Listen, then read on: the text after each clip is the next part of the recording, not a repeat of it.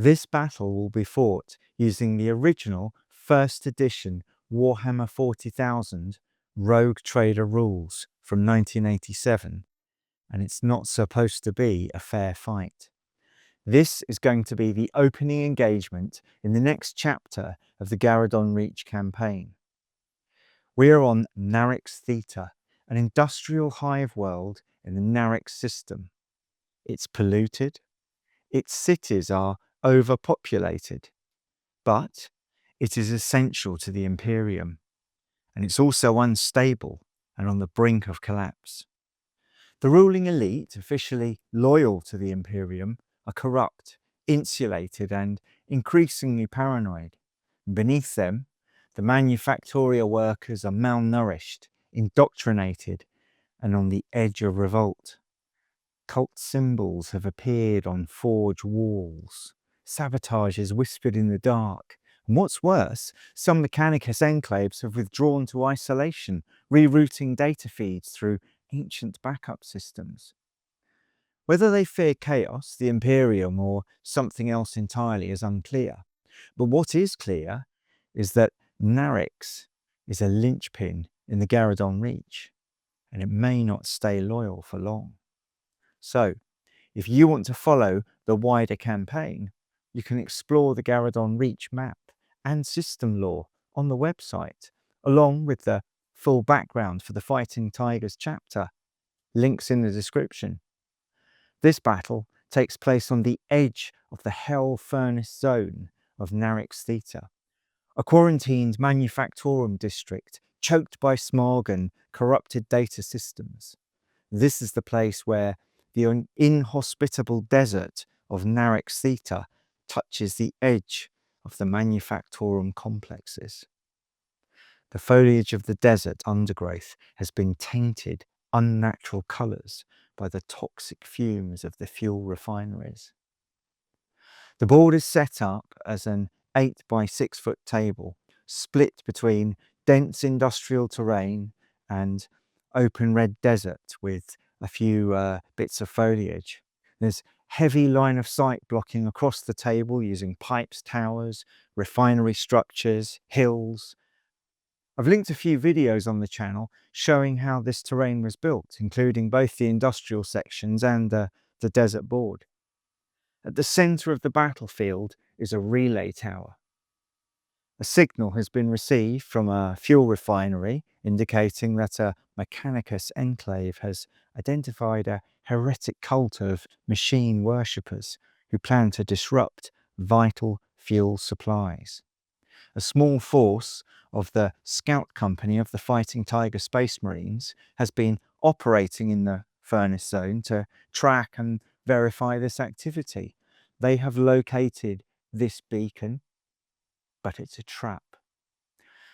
The Fighting Tigers deploy a light reconnaissance force made up of 2 squads of about 8 scouts mounted in these extended range Razorbacks, supported by a single tactical squad of Astartes and a small command element, just over 24 Marines in total. This is supposed to be a fast and flexible force designed to observe, report, and withdraw. They are equipped with Auspex links that will allow them to easily call in off-table bombardments, but talking to the fleet itself in detail is another matter. So, to fully complete their mission, the Marines need to let the chapter know about the chaos taint that has taken hold in the Hel Furnace. The Marines must hold this relay and maintain a communications link for 3 consecutive turns to establish proper communications with the chapter command in the Sword of Shavatra, the Fighting Tigers flagship. If the message is sent, the chapter is warned. At the start of the battle, the scouts are going to discover the truth. The signal was banked. The Verdigris Convergence has been waiting. If they can seize the Marines' comm gear or vehicles, they can lure a much bigger force of Marines and draw them into a far worse trap.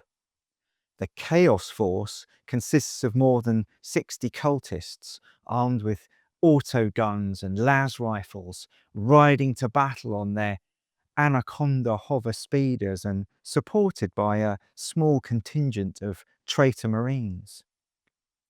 Some of these forces deploy at the edges of the battlefield, but others are already inside the marine perimeter, posing as technicians and maintenance staff on the pipe networks and industrial structures.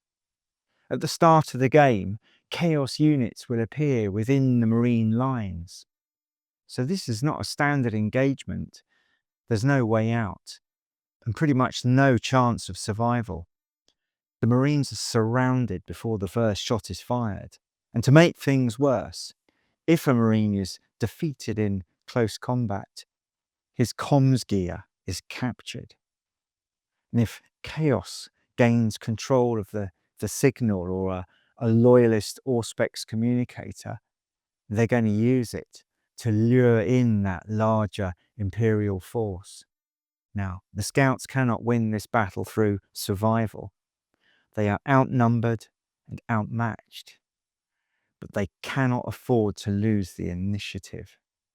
This is a mission where success depends entirely on whether they can transmit that signal. Now, we're going to be playing this battle on a live stream on Friday, the 3rd of April, 2026 at 2 p.m. UK time. And if you are watching before then, join us live as we fight this out using those Warhammer 40k Rogue Trader First Edition rules.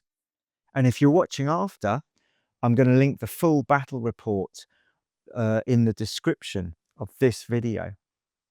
You'll also find those links to the Gharadon Reach campaign, the Fighting Tigers project, and the terrain build videos, which we used on this board. So, the question is not whether the Fighting Tigers survive, it's whether they get the message through. And with that, I'll see you on the battlefield.